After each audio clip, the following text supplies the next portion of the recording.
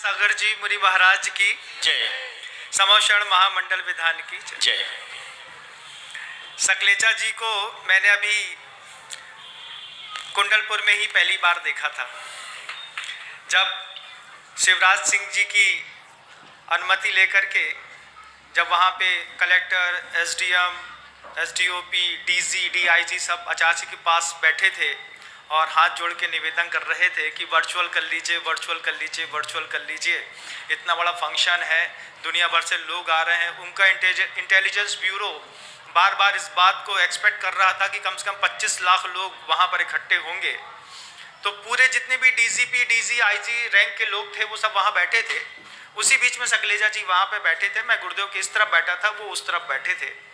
और उन सब की बात तो सुनते हुए अपनी बात है, जैसे ही सकलेजा जी वहाँ पर पहुँचे तो इन्होंने सिर्फ एक ही बात कही कि मुख्यमंत्री जी ने आपसे आशीर्वाद मांगा है और कहा है आप जैसा बोलेंगे सब वैसा होगा। डीजी, डीआईजी वगैरह ने सबने कहा कि अभी कोरोना फैल रहा है, अभी 250 केस निकले हैं, 200 केस निकले हैं, लेकिन सकलेजा जी का वो जो शब्द मुझे अभी भी याद है, उन्होंने कहा था गुरुदेव कुंडलपुर के बड़े बाबा का महोत्सव है, मैं ऐसा मानता हूँ कि आपकी इस तपः शक्ति का ऐसा परिणाम होगा कि इसके बाद पूरे भारत में कोरोना की कोई लहर नहीं आएगी। ये सकलेचा जी के शब्द थे बंधुओं। और वास्तव में वैसा हुआ कि शिवराज सिंह जी ने कह दिया था, यहाँ पे डीआईजी, आईजी, कलेक्टर तो बोले रहे, बहुत टाइट फोर्स थी कि किसी भी कीमत में कुछ नहीं होगा, लेकिन सकलेजा जी की भावना सत्य हुई। शिवराज सिंह जी ने कह दिया कि गुरुदेव आप निर्विघ्न संपन्न कीजिए, कुछ भी नहीं होगा। और आचार्य सिंह जी की वो साधना का प्रभाव कि कुंडलपुर के पंचकर्णा के महोत्सव के पहले दिन से जो कोरोना का लॉकडाउन हटा है, तो अब भगवान से प्रार्थना है कि जीवन में भारत के अंदर कभी न लगे।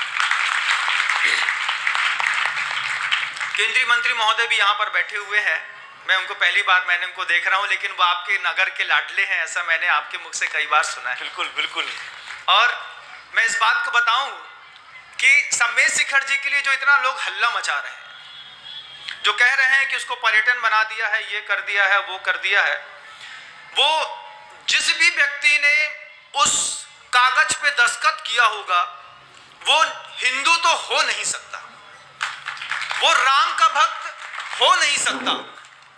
जो भी व्यक्ति है जिसने भी सम्मेद शिखर जी को पर्यटन बनाने की घोषणा की है, पर्यटन स्थल बनाने की घोषणा की है, पर्यटन स्थल का मतलब है कि वहां पर 5 सितारा होटल खुलेंगी, वहां पर एक बियर बार खुलेगा, वहां नॉनवेज रेस्टोरेंट्स खुलेंगे, वहां पे पब बार खुलेगा, तब जाकर के जो इंटरनेशनल लेवल पर हाई स्टैंडर्ड माना जाता है पर्यटन का, उस वर्ल्ड हेरिटेज स्टैंडर्ड को आप वहां पे अगर अप्रूव कराना चाहते हैं, उसके पीछे का लॉजिक क्या है, जिसने भी उस पेपर में दस्तखत किए हैं एक बार उसकी कौम जरूर पता करिएगा। वो भारत का रहने वाला हो सकता है लेकिन राम को मानने वाला हो नहीं सकता। महाराज आप ऐसा क्यों कह रहे हैं, उसका मैं 2 उदाहरण बताता हूं। जब लंका विजय हो गई, ये सारी घटनाएं विजय के बाद घटती है। जब तक आदमी के पास पावर और पोजीशन नहीं होती, उसकी हैसियत भी नहीं होती कि इतने बड़े पेपर में साइन कर दे। ये सारी ताकतें जब आदमी के पास मैन पावर या फिर किसी आईपीएस, आईएएस प्रशासन का कोई पावर मिल जाता है, कोई रैंक मिल जाती है, उसके बाद मेढक की तरह लोग उचकते हैं। गुस्सा तो नहीं महाराज, गुस्सा तो नहीं। अच्छी बात बताता हूं, राम का उदाहरण बैठे बैठे याद आ गया। विजय के बाद घटना घटी है, जिस व्यक्ति ने सम्मेद शिखर जी को पर्यटन स्थल घोषित किया है, वो कौम से, दूध से, जैन और राम का भक्त हिंदू तो वो हो ही नहीं सकता। वो होगी कोई और कौम, लेकिन ये हिंदुस्तान है, भगवान महावीर और राम के अनुयायी और वंशजों की भूमि है। जिसने पर्यटन स्थल घोषित किया है उसकी मति मारी गई होगी बेचारे की। वो चाहता तो उसको पवित्र नगरी भी घोषित कर सकता था, जैसे अमरकंटक है। चित्रकूट को आपने पवित्र नगरी घोषित कर दिया, अमरकंटक को आपने पवित्र नगरी घोषित कर दिया, और रेवेन्यू कमाने के लिए जहां पर आपको सम्मेद शिखर जी इस बात के लिए दिख रहा है कि वहां पे नॉनवेज होटल और मांसाहार के 7 खोले जाएंगे, जबकि पता है कि जैन समाज वो जिस गली में बनता है उस गली से भी निकलना पसंद नहीं करती। घर के अंदर घुसने के बाद अगर पता चल जाए कि इस गली में मांस की दुकानें हैं तो वहां पर भी माँ उसके यहाँ स्वस्ति वाचन करते हुए पहले बोलती है, पहले घर के कपड़े बदल करके आओ, उसके बाद घर का खाना देंगे। पता नहीं किसी की बददुआएं उस कपड़े में चिपकी हुई हैं। हमारे यहाँ तो भोजन भी कपड़े बदल के किया जाता है बंधु। इतनी पवित्रता वाले लोगों की आस्थाओं के साथ अगर कोई खिलवाड़ कर रहा है, जिसने भी दस्तखत किया है वो नियम से राम का भक्त हो नहीं सकता। महाराज ऐसा कैसे? दो उदाहरण। जब रामचंद्र जी ने लंका विजय कर ली, लंका विजय के बाद रामचंद्र जी पूरी लंका को देखते हैं और लक्ष्मण रामचंद्र जी से कहते हैं कि भगवान ये पूरा वैभव अब आपका है। तब रामचंद्र जी ने लक्ष्मण से कहा था कि ये वैभव विजय के बाद मेरा हुआ है। ये जो दस्तखत करने की जो ताकत पैदा हुई है ना इन लोगों की, ये 5 साल की है। 5 साल बाद इनके निर्णय को बदलने की ताकत हम जैसे लोगों के पास होती है। ये 5 साल बाद जो है, जिसने भी उसको पर्यटन विभाग का घोषित किया होगा कि सम्मेद शिखर जी को हम पर्यटन में डाल देते हैं, ये 5 साल बाद देखिएगा आपके घरों के सामने जो है हाथ जोड़ करके भीख मांगते हुए नजर आएंगे। अब वो जो रामचंद्र जी थे, उन रामचंद्र जी से जब लक्ष्मण ने कहा कि ये लंका आपकी है, अब इस लंका में आपको शासन करना है, तब रामचंद्र जी का वो लाजवाब जवाब था। रामचंद्र जी ने लक्ष्मण से कहा, यद्यपि स्वर्णमयी लंका न में लक्ष्मण रोचते। ये लंका सोने की है, इससे खूब सोना मिल जाएगा, इससे बहुत सारा धन मिल जाएगा, जिससे अयोध्या और वैभव संपन्न हो सकती है। लेकिन यद्यपि स्वर्णमयी लंका न में लक्ष्मण रोचते, जननी जन्मभूमिश्च स्वर्गादपि गरीयसी।